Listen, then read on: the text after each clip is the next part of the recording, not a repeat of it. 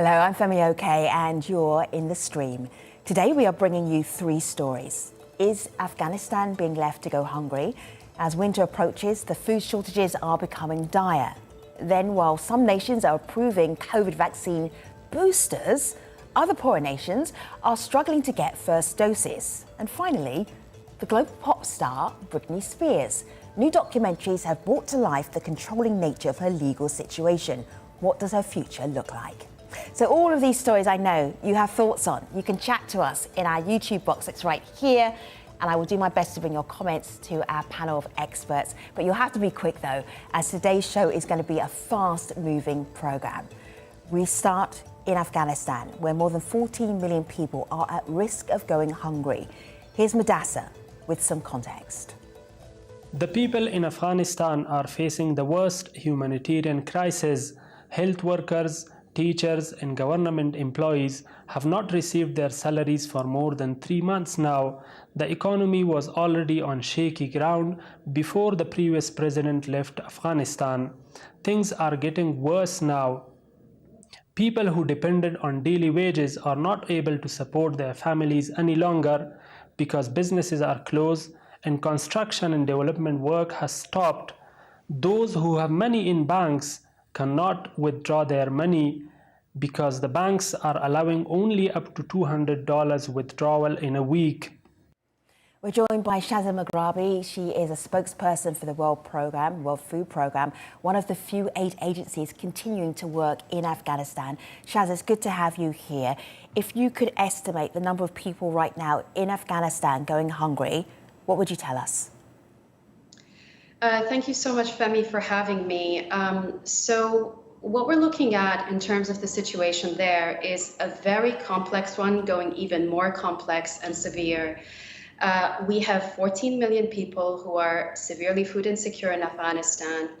And, we've recently did some surveys where we found out that 95% of families are not getting adequate food to get by the week. Some of them have been completely cut off and run out of food at least once in the past 2 weeks. We've got 1 in 3 Afghans who are severely food insecure. Half of the children under 5 are malnourished, and a quarter of women who are pregnant and breastfeeding are also malnourished. So what we're seeing, as I said, is like a situation that's growing more severe and complex. What we need is $200 million to provide life-saving food assistance to 14 million people from now till the end of the year. And we need that money right now because winter is just around the corner. And we need to make sure that we can pre-position the food stocks and provide this lifeline to families in need. Otherwise, the consequences are going to be catastrophic. Shazza, I want to bring in the country director of the World Food Programme in Afghanistan, because she is talking about how families are managing not knowing where the next meal may come from. Here she is. 3 in 4 are already borrowing food. They're eating less nutritious food, so basically they're foregoing meat and dairy and vegetables. They're also reducing their portion size, and in many cases, parents are foregoing to eat so that the children can eat. So basically, everyone's teetering on the brink of desperate hunger. I want to go straight to YouTube, Shazza, because we've got a question here. This is from Wali Abro. Bureaucratic red tape is killing Afghans by virtue of denying aid due to Taliban members being part of a UN terror list. And Hermes says, do foreign aid agencies have logistical and security support from the Taliban? 2 important questions there. Let's talk about red tape first of all. Is that impacting WFP's work on the ground in Afghanistan? We're able to scale up very swiftly. We're ready to provide assistance based on, obviously, the humanitarian principles of humanity, neutrality, operational independence, and impartiality. So we're ready to deliver the assistance to those who need it. And we have been given the access and the assurances to do so. What we need are the funds in order to sort of get the assistance to those who need it the most. And as I cannot stress enough how much we need to do that as soon as possible before winter sets in, because once the snow sets in, it's going to be very difficult to access those families and those communities. And this could be their only lifeline while they're being cut off with the snow. So it's very important that we act urgently. So Shazza, there was a good question there from Hermes about your security. I believe that the answer would be you couldn't possibly explain the security for the World Food Programme members who are down on the ground in Afghanistan. But what would you say to that question? Sorry, the security? Yes, who's providing your security? Are the Taliban making sure that you are staying secure, that you can do your work on the ground? Well, we're getting assurances, from we've been working with the Taliban for decades right now, and in all conflict zones, we work with the de facto authorities, and it's their responsibilities to ensure the security of aid workers operating on the ground. And we've been able to carry out our operations. We have launched flights. Not many people know that we actually manage the UN Humanitarian Air Service. So this is a service for the humanitarian community that transports aid workers from one place to another. So we've established these flights. They've been flying regularly. And we've also been able to get support and assistance through land routes and through cross-border operations. All right, so I'm just going to show this last graphic here, Shazza, because you said multiple times you need aid, you need money right now. This is from Jazeera.com. Afghanistan, 14 million people going hungry. I'm just going to help you out here with the legend. Dark red is famine. No famine here yet. But look at the orange. Orange is crisis. Red is emergency. You see the red areas there. And very little is green. In fact, there's nowhere here that says a minimal food insecurity level. So Afghanistan right now is stressed, in crisis, in emergency. Shazza, thank you very much for bringing us this news, this really important news from the World Food Programme. We will leave it there. Appreciate you joining us on the stream. And now, COVID vaccines. Last week, the US approved booster shots for certain people, while the African continent has not even reached a 10% vaccination rate. Have a look. Of the 6 billion doses of COVID vaccines administered worldwide, 80% have gone to high and upper middle income countries, and less than 0.5% have gone to Africa. This means that we will continue to see people getting infected and dying unnecessarily from COVID when we actually have the tools that have been developed at unprecedented speed to be able to stop the acute phase of the pandemic and to address the huge impacts on health, on society, and on economies. While the United States has been a leader in donating and pledging more vaccines than any other country, we need to continue to prioritize first doses of vaccines in arms all around the world. Because if we don't, then we may see the emergence of newer, more virulent variants that can pierce vaccine-induced and natural immunity for all of us. We cannot boost our way out of the pandemic. Welcome back to the stream, Achal Prabhala. He is from Bangalore in India. He's a public health activist. He talks to us about vaccine equity and vaccine inequity. Achal, I've just got to ask you right now, knowing how the world is divided between the haves and have-nots for vaccines, what's your mood?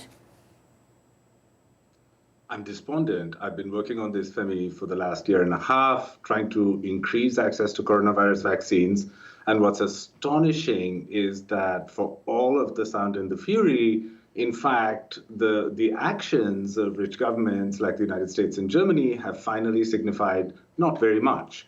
So what we now have with booster shots being rolled out is a minority of the world, 15% of the world, which is vaccinated between 50 and 70% of its populations, have now the ability to put a third dose into people's arms, while a majority of the poor countries in this world, about half the world's population, waits for a first dose. It's astonishing. So talking about a booster, the booster debate, this is President Biden getting a vaccination. Now, I confused the video for his first set of COVID vaccines. But this is the booster, so this is his third shot just earlier this week. Have a look. Mr. President, what do you say to world health leaders like the World Health Organization who say wealthy nations should help more countries without vaccinations get vaccinated before they get boosters here in America? We are helping, we're doing more than every other nation in the world combined. We're going to have well over 1,100,000,000 shots, and we're going to continue going. We're going to do our part. We've also given a great deal of funding to COVAX, which is the vehicle that does this. So we have plenty of opportunity to make sure we get everyone in the world to play our part, the largest part in the world of getting everyone vaccinated. Actual thoughts. We're doing more than every other nation combined, said the President of the United States. I wish I could believe him, Femi. I hadn't seen that video. It's just not true. The United States is doing more than any rich Western nation, but it's definitely not doing anything more than every other country in the world combined. The truth is that the donations the United States have made are a trickle. In total, they'll donate enough to vaccinate tens of millions of people when the need is really in the tens of billions of vaccines. We need more than 10 billion vaccines in order to vaccinate the world. Vaccinating tens of millions of people through donations is welcome, but it's hardly a drop of water in the ocean. So it's disingenuous. It's also self-defeating. I think that when Americans take booster shots, they forget that the variant of COVID that they are protecting themselves against came from India at a time when 3% of our population was vaccinated. Well, guess what's happening now? One of the most populous continents on Earth, the continent of Africa, has a vaccination rate of 3% of its population having been vaccinated. And so there are variants there and in other places that are potentially waiting to come back into countries that are giving out boosters. It's treating the problem at a surface level. It's not treating the wound. That's not going to work out well. So I'm going to go to YouTube first of all, and then I'm going to show you a PSA where some various celebrities around the world are encouraging people to do better. So this is John Cooper on YouTube. Thanks for watching, John. We need to encourage vaccine uptake in developing countries alongside distribution, bringing in another issue here about uptake. And then what are celebrities telling us? Is this messaging working? Have a look. There are two COVID-19 worlds, one for the rich and one for the poor. If you live in a rich country, vaccines are rolling out 30 times faster. And you have the option to be safe.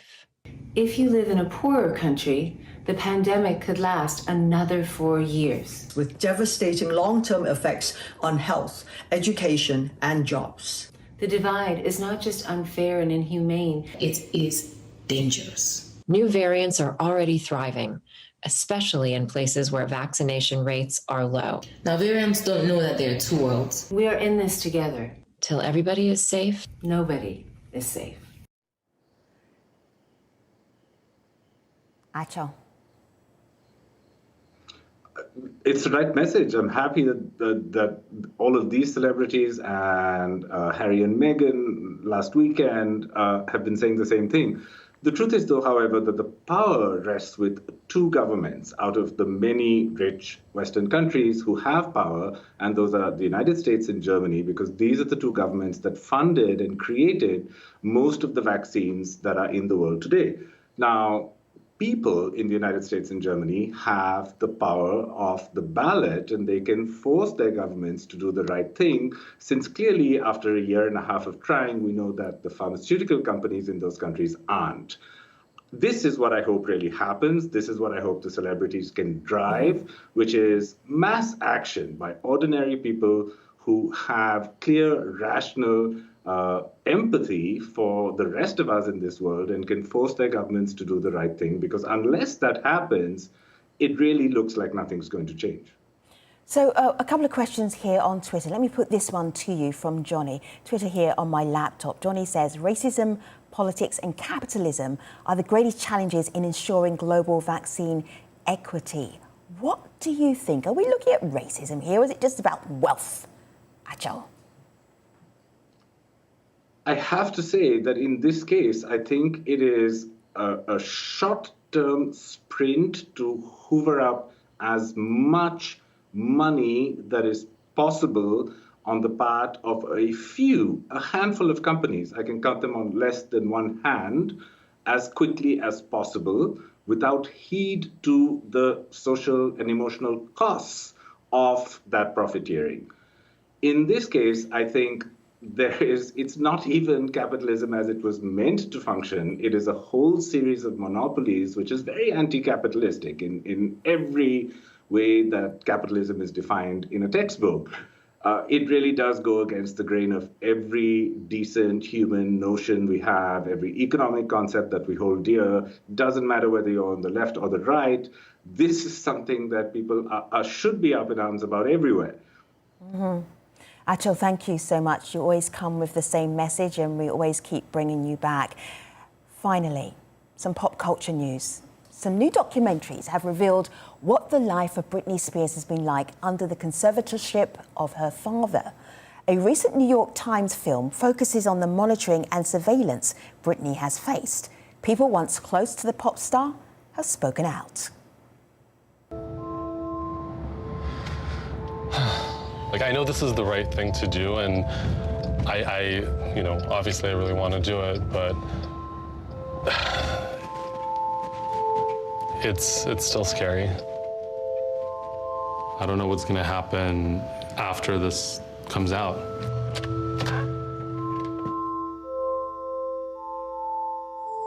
I've never spoken about what we witnessed. You know, we signed those NDAs and it has been hard to come forward knowing there are people in her management that could stop me from making a living. But this is important. Lisa McCarley joins us now from California. She is an estate and probate attorney and has worked extensively on conservatorships. Lisa, it's so good to have you here on the stream. People sometimes do a double take if we do pop culture on Al Jazeera, but this is really, really important because why? What have we learned about conservatorships through Britney Spears? Right. Well, one of the things that I've been working on as one of my personal projects is trying to bring to light what I call abusive conservatorships. And this is a result of systemic flaws and litigation laws that are flawed. And instead of protecting people that are truly incapacitated and need to be protected, the system now frequently inflicts trauma, abuse, and exploitation on people. And Britney Spears might be one of the worst examples that I've ever seen, but she is part of a system of abuse, a pattern of abuse that is going on throughout the United States. Let me give people an example of what some allege is abuse of Britney Spears. So, for instance, in the New York Times film, where it's looking at the surveillance and monitoring of Britney Spears, at some point she wanted to have her phone, an iPhone, and then that iPhone was monitored. Let's have a look, let's have a listen. Why don't we just take an iPad, sign in with an iCloud on there, the same iCloud that Britney would use on her phone, and that would mirror all activity. You would be able to see all messages, all FaceTime calls, notes, browser history, photographs. So Lisa is just literally shaking her head through that entire clip. What's gone wrong here, Lisa? Why would that not be okay? Well, even if Britney Spears needed a conservator, and I don't believe that she ever did. I believe that there were a series of missteps by the court and the attorneys that resulted in a violation of her constitutional rights and civil liberties that has never been warranted. But to use surveillance on any person to this extent is disgusting. It's despicable misconduct and way out of line for a conservator who is supposed to be, yes, protecting you, but this is just one more violation of Britney Spears' person and her sanctity as a human being. So I was mortified watching this documentary. I've been mortified every time I learn something new about this conservatorship. What should an ideal conservatorship look like, Lisa? So we know, if we've got an example of a really bad one, what would a good one look like? Well, I've been fortunate in my practice that I represent families who are dealing with very difficult circumstances where a loved one either has been born incapacitated, has become incapacitated, or has aged into incapacity. And by incapacity, the California law is very clear. What they are looking for is someone literally unable to provide for their own needs for health, food, clothing, and shelter. A conservatorship will typically involve an elderly person. Most of my conservatees are elderly. They have failed to do estate planning, which would allow them to escape the supervision of the court. And, of course, there are many reasons that that goes wrong. But really what we're looking for is a family member or a trusted fiduciary to step in and manage someone in a way that gives them the most freedom, that gives them the highest quality of life that they can possibly enjoy at this particular stage. Lisa, one of the reasons why we are so focused on what's happening to Britney Spears is because the fans, her fans, they love her. They're very involved in what is happening to her and her well-being and are concerned about what may happen to her conservatorship. Here's Ben. Have a listen to Ben.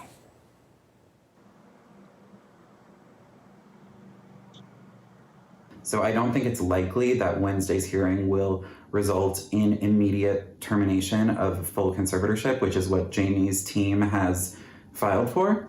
I don't see that happening, although we will take it. What I see happening, hopefully, is Britney's lawyer's petition to remove Jamie Spears as conservator of estate being approved by the judge, and then them filing to terminate, hopefully before her 40th birthday in December. Lisa, what do you think is going to happen next? Wow, I certainly would never have guessed that we would see tomorrow's hearings being queued up like this. But we have basically Jamie and his lawyers arguing vehemently that the conservatorship should be terminated. And we have Britney's attorneys. And after Britney has stated numerous times that she wants her conservatorship terminated, now they're saying, whoa, hold on, we need to have an interim fiduciary. I don't have anything to say about it, but if it was my call to make, I would love to see this rancid, horrible conservatorship terminated tomorrow and let the lawyers fight about the money and fight about what happened over the last 13 years or more, totally independent of having any authority or any jurisdiction over controlling Britney Spears. I'd like to see that end. But right now, the way that the attorneys are setting things up, very hard to tell what Judge Penny is going to do tomorrow. I'm going to leave you with one more fan voice. This is the fan voice of Rachel. Viewers, it gives you a sense of how involved Britney fans are with Britney's well-being. Here's Rachel. To me, it's very simple. It's nothing's wrong with Britney. Why is she in this conservatorship? And if something is wrong with Britney, which I don't believe, then why is she having to work insanely and pay for all these different people and lawyers and team members and all these things? She's the one doing all the work, and she's the one putting in all the effort. She's the one that's missed out on time with her children, and I hate that for her. I will always love her and support her, and I hope she gets free. Thank you, Rachel, and thank you, Lisa, in particular, for joining us. If you have any stories that you would like to cover on the stream, tweet us at AJStream. Thanks for watching. See you next time.